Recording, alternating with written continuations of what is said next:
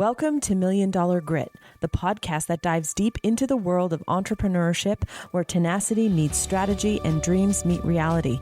My name is Julie, and I explore the raw, often overlooked truths of what it takes to succeed in business and in life.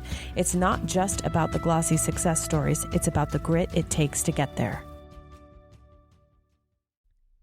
Hey everyone, welcome back to Million Dollar Grit. Today, I want to talk about the difference between expectation and entitlement.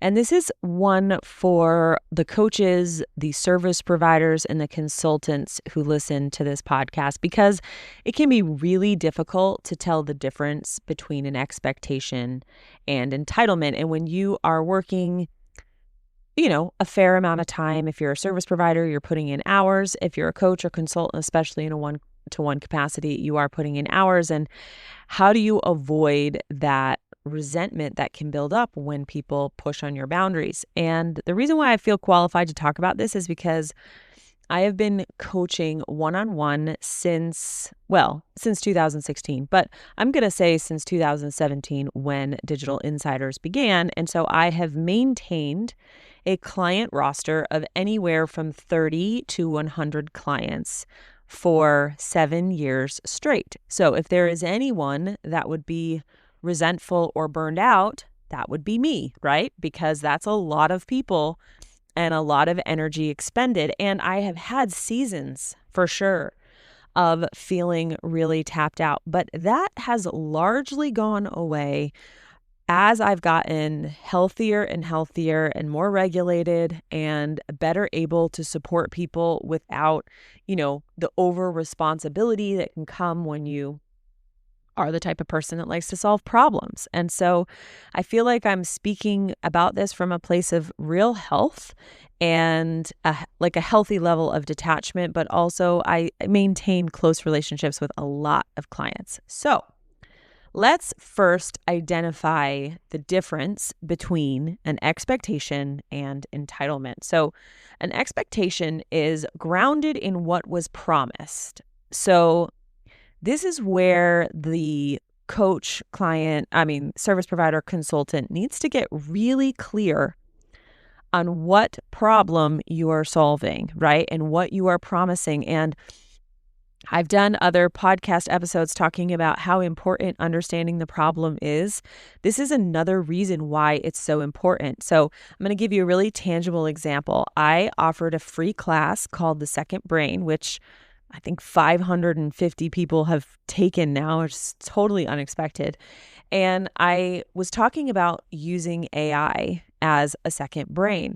And I made it very, very clear what I was going to discuss and what I wasn't going to discuss, right? So I said, I'm going to discuss how to use ChatGPT as a second brain. I am not going to discuss AI and privacy. I'm not going to discuss other language models. I'm not, and I said multiple things that I was not going to do. What did this do? It set a reasonable expectation of what I was going to do and what I was going to bring to the table. Now, when that call started, some people didn't read the email or the sales page, and this is going to happen. People aren't going to read, right? That is not your responsibility if people don't pay attention, right? But what it does is because you were so clear and clean, you now have very strong, easy ways to just hold that boundary. And so what happened was in the call, someone started asking about ethics and transparency and privacy and all this kind of stuff. And I just said, you know what? I already explained that I'm not going to be discussing that. That is not my area of expertise. And a couple of people in the call actually pasted the email right there where I had already said it. And the person was like, oh, okay, cool. They weren't trying to push my boundaries. They just didn't know, right? But it was an ability for me to just keep moving, right? So a reasonable expectation is grounded in what was promised. That's in your contract. That's in your scope of work. That's in your program delivery. And that is your responsibility as an agency owner, a coach, or a consultant. It does not mean that your client will automatically match that expectation. So I want you to hear me. And we expect that once we're clear, everyone else will be clear. So you got to change that expectation because that is not true.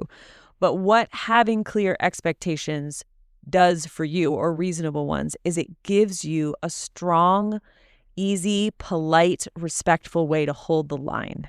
And that is incredibly critical. Okay. Now, entitlement is when someone expects something that was not promised and gets annoyed when it doesn't happen, right? So entitlement, it may not be super obvious, but there's going to have a level of urgency to it. Like it has to happen right now. You might hear some emotional charge in the language or in the expectation. There may be assumptions. There may be some guilt subtext going on. And so, energetically, an entitlement from a client is going to be different in the way you feel it and in the way you receive it, unless you're super sensitive, in which case you gotta work with that. Whereas an expectation is going to feel respectful. There's not going to really be a lot of urgency. There might not be there won't be a weird power dynamic. It'll be super clear. So let's do an example, right? So an expectation would be a client saying, "Hey, I thought this program included one-on-one calls. Can we schedule one?" Right? There's no disrespect. There's no character assassination. It's basically saying, "Hey, this is my expectation." And then the question is, can we schedule it? Right? And so if you were clear and it was not a one-on-one call, you have an opportunity to say, "No, the calls are not included. Here's what is included." Or you could say, "Yes, calls are included and here we can schedule it." Entitlement might sound like, "Hey, can we hop on a call quick this week? I really need help and this launch is, stressing me out." Okay. So that has a little bit of urgency. They're not attacking. They're probably stressed. They're probably dysregulated. But that is an entitlement, because if your program does include one-on-one calls, it probably assumes that there is some schedule or calendar. It's not just like they can pick up the phone and call you whenever they want. She's still, I'm using a she, it could be a he, but there is still a little bit of like, "Hey, I'm willing to do it this week, but I really need help and this launch isn't going well." There's a lot of what we would call guilt-laced subtext here. And so you might feel put off by that. And so this is important.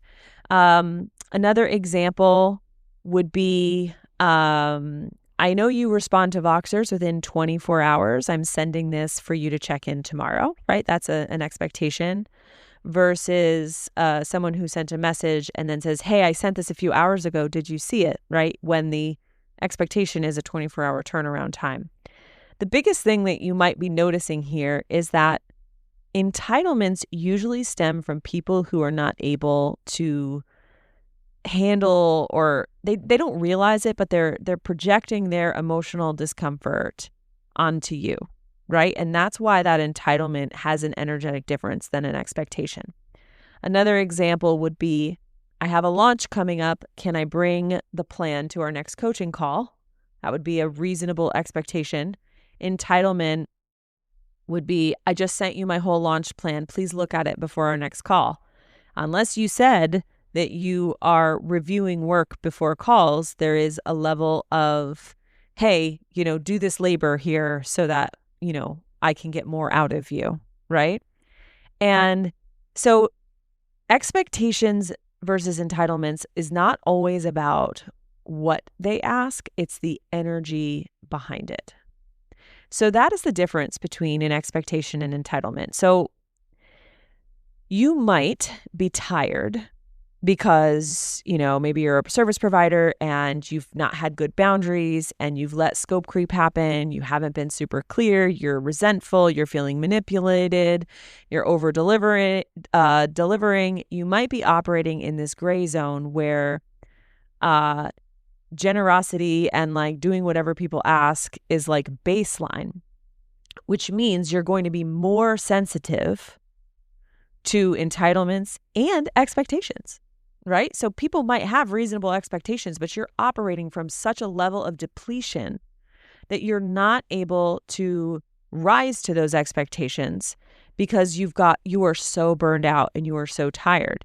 And so one of the advantages to getting stronger boundaries is that it preserves your energy and it allows you to show up for those expectations in a different way.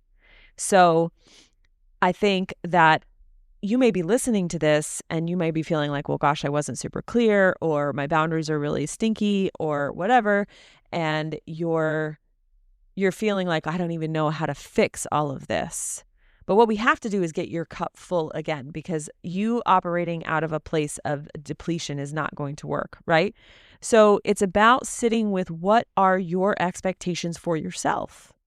How do you show up for clients, for students, for people who you do work for? What are your expectations for yourself and for your offers, and what feels good?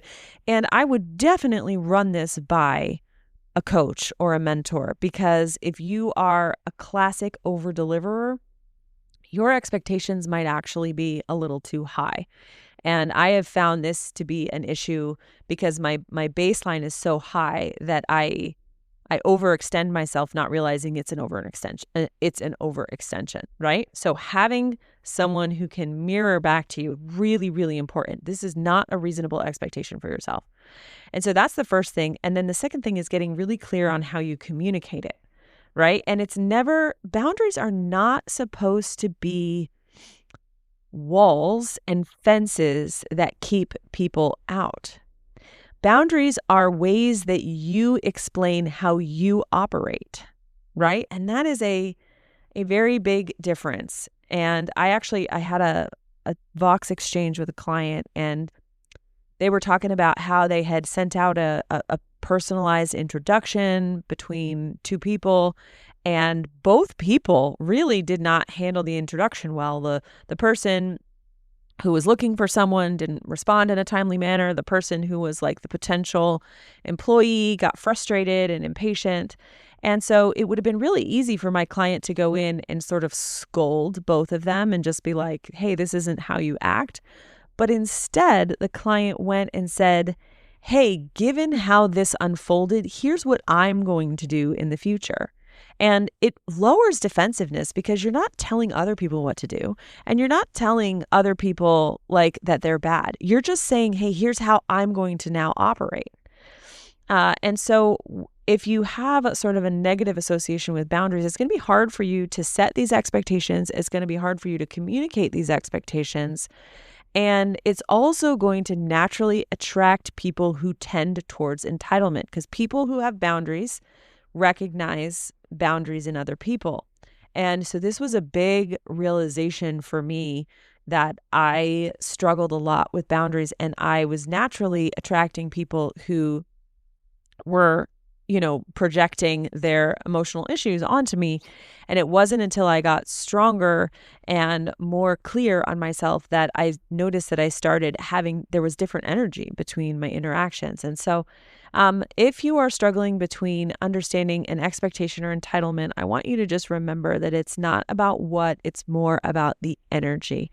And the energy of an entitlement has emotional undertones, urgency, some tension, some guilt subtext. Expectations are often rooted in questions, clarity. There's a sense of fairness. There's no urgency. There's no panic. It's clean communication. So I hope that helps. Talk to you soon. And there you have it, folks. Another dose of $1 Million Grit. I hope today's episode has left you feeling inspired, equipped, and ready to face your own entrepreneurial journey with resolve. Remember, until next time, embrace the struggle, harness your grit, and keep pushing forward. You're stronger than any challenge you face. I'm Julie, and this has been $1 Million Grit.